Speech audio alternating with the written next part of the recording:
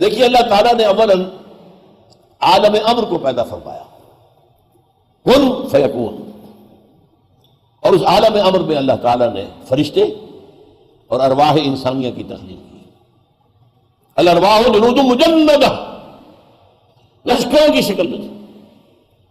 آدم سے لے کر آخری انسان جو آئے گا دنیا میں قیامت سے پہلے، سب کی روحیں موجود تھیں، ہم سب موجود تھے۔ سمجھ رہے اس بات کو؟ تبھی اللہ نے عہد لیا تھا، الست بربکم قالوا بلا، کیا میں ہی تمہارا آقا اور رب نہیں ہوں؟ ہم سب نے عہد کیا تھا، یقین پروردگار تو ہی ہمارا رب ہے۔ ہمارے اس دور کے 12 معروف مفسروں میں سے ہیں مولانا اصلاحی صاحب، میں نے ان سے استفادہ بھی بہت کیا ہے، لیکن پھر اختلاف بھی میرا شدید ہوا۔ رجم کے معاملے میں انہوں نے جو رائے اختیار کی، اس کے بعد سے پھر میں نے اپنا تعلق ان سے منقطع کیا کہ وہ اہل جو منکرین حدیث کے موقف اختیار کر دیا انہوں نے یہاں لکھا ہوا سورہ اعراف کی تفسیر میں، یہ عہد انسان کی تخلیق سے قبل عالم غیب میں لیا گیا۔ میں کہہ رہا میں نے کہا مولانا یہ جملہ تو محمل ہے، کیوں؟ میں نے کہا جو پیدا ہی ہوا اس سے عہد کیسا؟ یہ عہد انسان کی تخلیق سے پہلے عالم غیب میں لیا گیا۔ سوچنے لگے، میں نے کہا ورنہ یوں ہونا چاہیے، یہ عہد اجساد انسانیہ کی تخلیق سے قبل ارواح انسانیہ سے لیا گیا۔ کہہ رہے ہاں ٹھیک کہتے ہیں، اللہ کا شکر ہے کہ انہوں نے مانا۔ افسوس یہ ہے کہ ان کی تفسیر میں اب بھی وہی بات چل رہی ہے، جو شائع کرنے والے ہیں انہوں نے اس میں درستی نہیں کی۔ یہ عہد کر کے ہم دنیا میں آئے، اس کے کچھ عرصے کے بعد وہ جو نور پیدا ہوا تھا، سٹل نور، جس سے کہ ارواح اور ملائکہ پیدا کیے گئے۔ حدیث یہ ہے حضرت عائشہ کی، ان اللہ خلق الملائکہ من النور۔ اس کے بعد بگ بینگ وہ آپ کو آج معلوم ہے، بہت بڑا دھماکہ ہوا، اور اس دھماکے کے نتیجے میں اسی نور میں ناری ذرات پیدا ہوئے ہیں، آگ کے ذرات، ٹریلین ڈگری فارن ہائٹ ان کا ٹیمپریچر، اور دوڑ رہے تھے، بھاگ رہے تھے، فوٹونز کہلاتے ہیں۔ انہی فوٹونز سے پھر گلیکسیز بنی ہیں، پھر یہ ستارے بنے ہیں، سیارے بنے ہیں۔ اور یہ بات نوٹ کر لیجئے، اس لیول پر اس آگ سے جنات کی تخلیق ہوئی ہے۔ قرآن کہتا ہے وَالْجَانَّ خَلَقْنَاهُ مِنْ قَبْلُ مِنْ نَارِ السَّمُومِ، انسانوں کی تخلیق سے بہت پہلے جنات کی تخلیق ہوئی ہے، اور آگ سے ہوئی ہے، آگ کی لپٹ، آگ کی لو، یہ قرآن سے ثابت ہے۔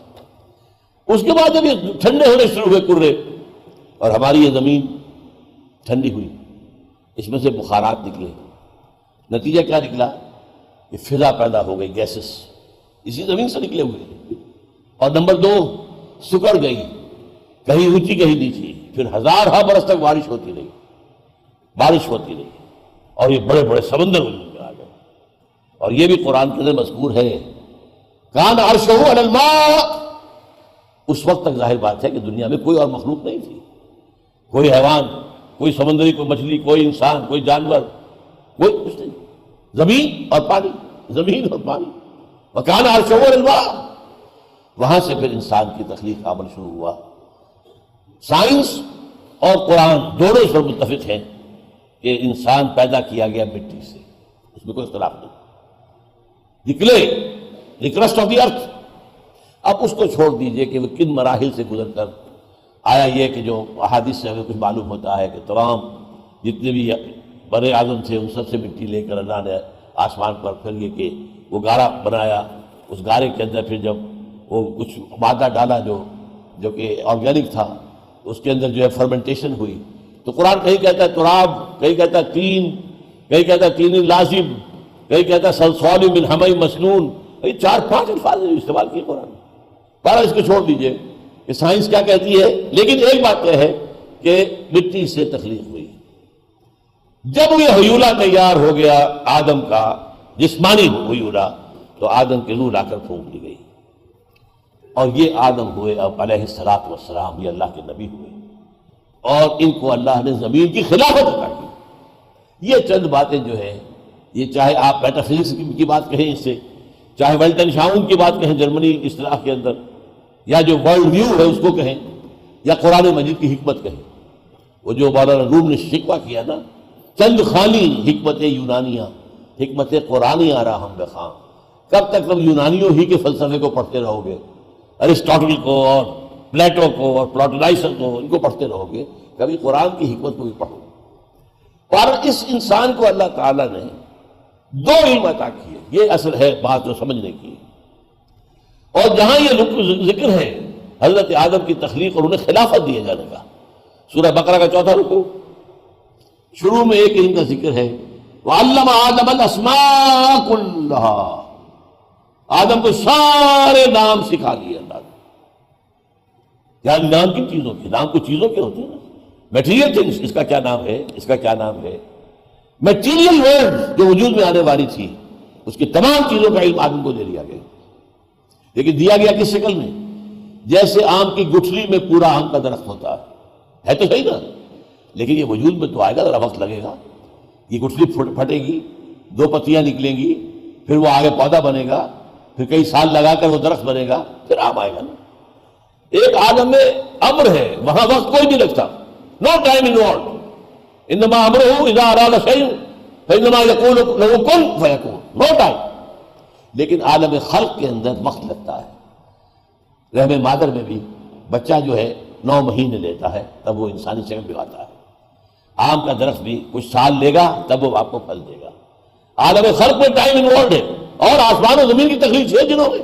ابھی دن کون سے ہیں یہ تو ہم سمجھ نہیں سکتے، یہ دن یونیورسل ڈیز، ایک تو ہمارا دن ہے سورج کا، ہماری زمین کا ایک چکر جو ایک دن ہو گیا، لیکن یہ کہ اس پورا ہمارا جو ایک سلسلہ ہے سولر، اس پورے سولر سسٹم کے دن کو کیا ہوگا، جبکہ یہ پورا سولر سسٹم ایک چکر مکمل کرے، اس کا ایک دن بنے گا۔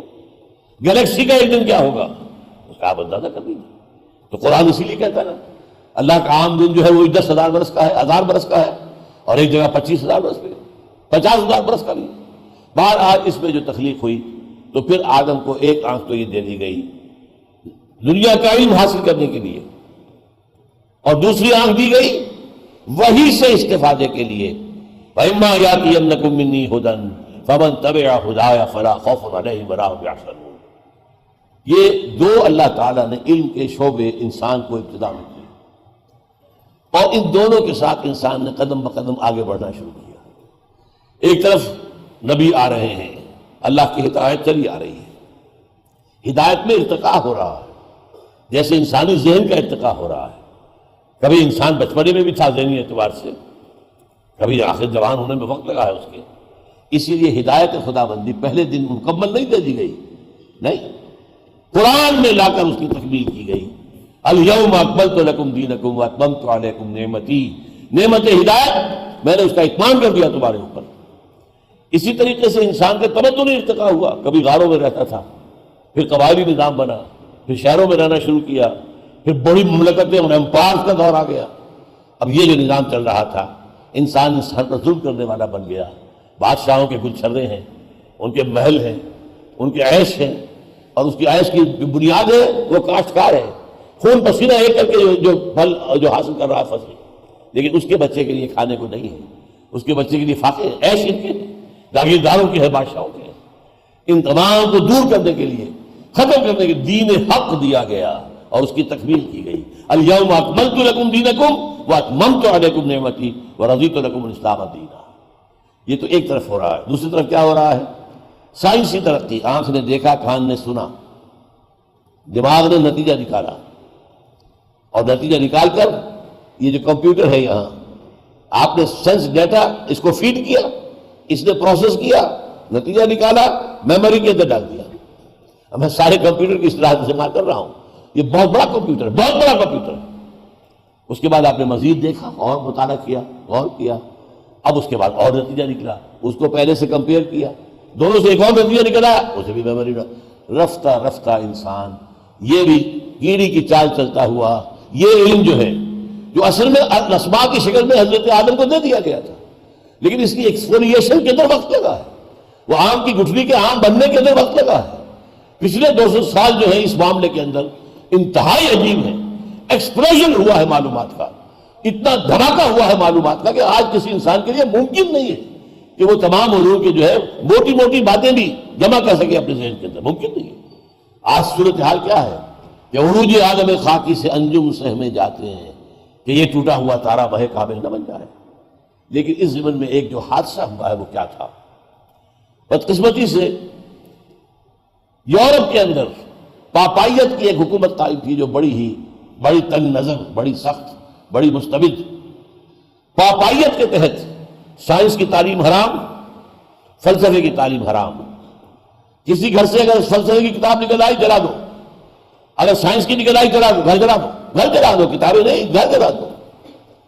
اس وقت جو ہے اسلام جو جزیرہ نما عرب سے نکلا ہے، اور پھر آپ کو معلوم ہے 80 برس کے اندر اندر ہسپانیہ میں داخل ہوا، یورپ میں آیا ہے، اور یورپ میں داخل ہو کر وہاں عظیم یونیورسٹیاں قائم کی، کارڈووا کی یونیورسٹی، گریناڈا کی یونیورسٹی، ٹولیڈو کی یونیورسٹی. یورپ کے نوجوان آئے، یہاں سے آ کر علم حاصل کر کے گئے.